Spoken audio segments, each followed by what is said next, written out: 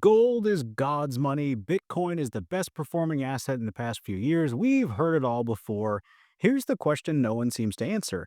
Which one actually protects your money when the system starts breaking? Because one of them works because of inflation and the other only works until it gets too high.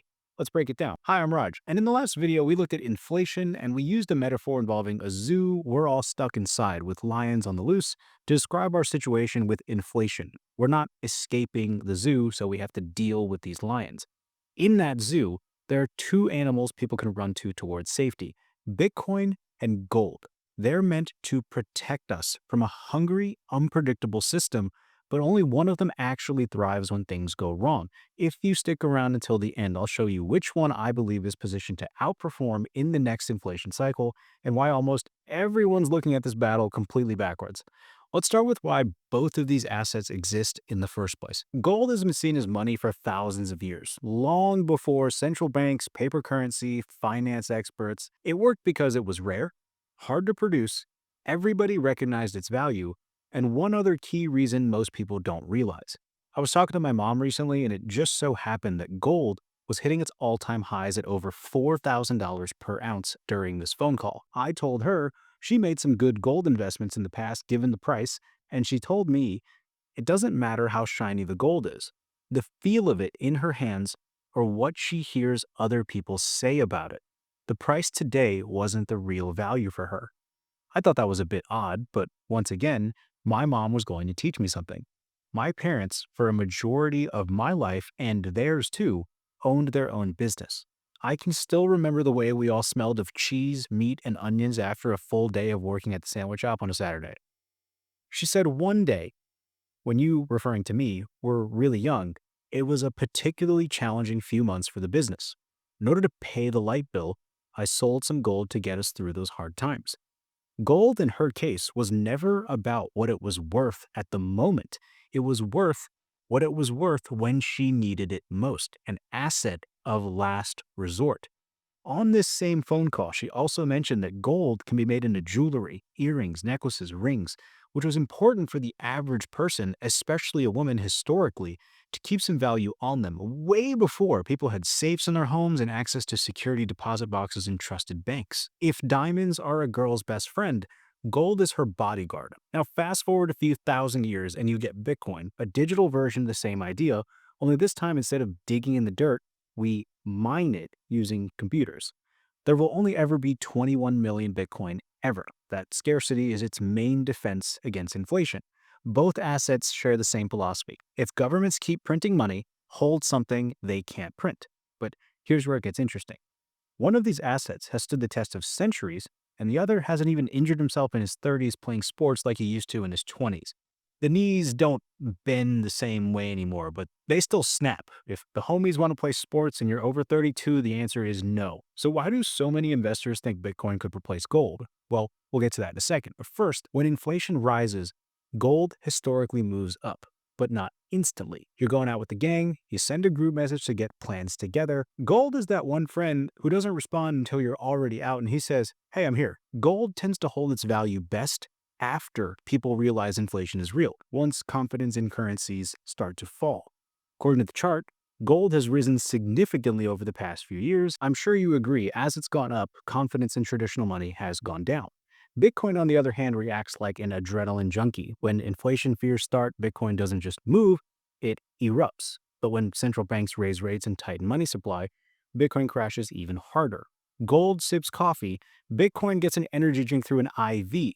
And that brings us to the biggest difference between the two: volatility versus stability.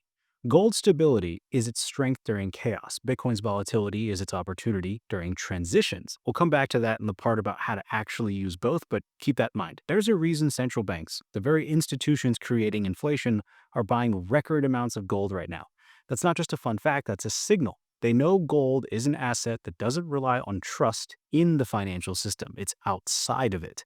When countries worry about the dollar losing dominance, they buy gold. When investors worry about money collapsing, they buy gold. Gold is the ultimate insurance policy: boring, heavy, reliable. The downside, it doesn't grow as much as other assets. Here's gold versus the S&P 500 chart for your information. Long story short, Top US stocks by market cap won heavily, especially since 2015. Gold protects wealth, but it struggles to create it. So, what about Bitcoin? Bitcoin is the opposite. It's not just protection, it's born from what many would call a rebellion. It thrives on uncertainty, on people losing faith in traditional systems. When governments spend too much, when banks fail, when currencies get shaky, Bitcoin becomes the go to. That's why its price moves like a roller coaster. Every new wave of uncertainty brings new believers, reluctantly or enthusiastically. But here's the catch: Bitcoin also relies on liquidity, the same liquidity central banks control. So when the Fed raises rates and money gets tight, Bitcoin suffers. It's like Superman needing sunlight. Without it, the power fades. That's what we saw from late 2021 through 2022. Inflation was high, but Bitcoin fell because interest rates were being cranked up. So while both assets are inflation hedges, they hedge different parts of the story. Gold hedges trust breaking, Bitcoin hedges trust transforming. Now remember in the last video when we talked about how inflation actually helps make debt easier to pay off? Here's where it gets awful. The US and most developed countries have debt so large the only realistic way to manage it is through controlled inflation. This means intentionally letting the currency lose value slowly over time. And when that happens, both gold and Bitcoin tend to rise, but for different reasons. Gold goes up because it's timeless value.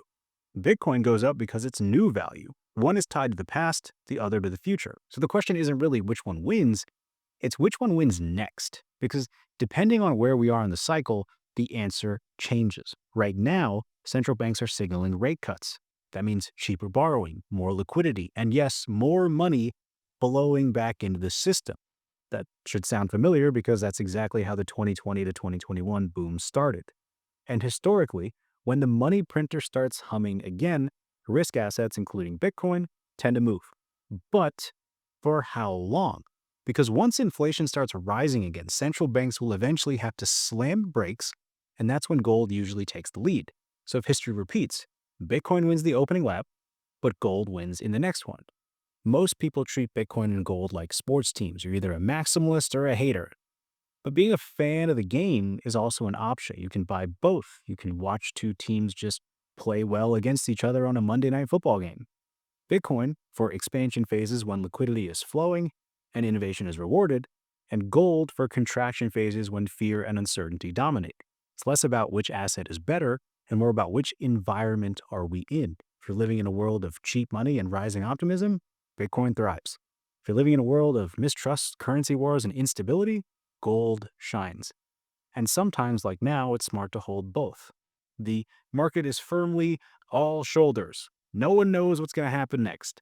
If we're truly living in a global financial experiment, and let's be honest, we are, in my I'm not an expert, this isn't financial advice opinion, the smartest move might be to own a piece of both sides of the bet. So here's the short version: gold is a store of value, it preserves wealth through chaos. Bitcoin is a transfer of value. It multiplies wealth during transition.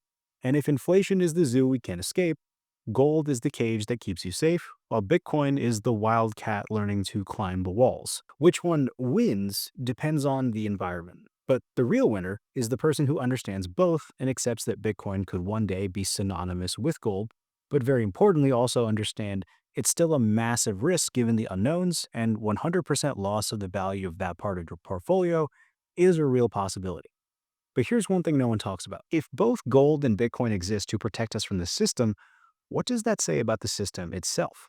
Why do we even need safe havens in the first place? Because maybe the entire game, inflation, debt, stimulus, interest rates, isn't a mistake. Maybe it's the point.